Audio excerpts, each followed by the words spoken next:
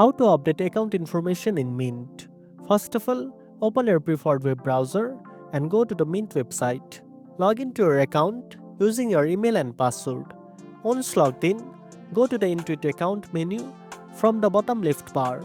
This is where you can update details like your email address, phone number, and password. To change your email or phone number, click on the respective field, enter the new information, and be sure to save the changes by clicking the Save or Update button at the bottom of the page. If you want to update your password, navigate to the password section, enter your current password, then type your new password twice for confirmation. Save the changes afterward. Additionally, Mint sometimes require verification for security reasons, so check your email or phone for any verification codes and enter them when prompted. Finally, review all the updated details to make sure everything is correct and securely saved. And that's it.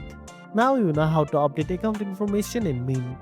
If you found this video helpful, don't forget to like, share, and subscribe for more tech tips. Thanks for watching, and I'll see you in the next one.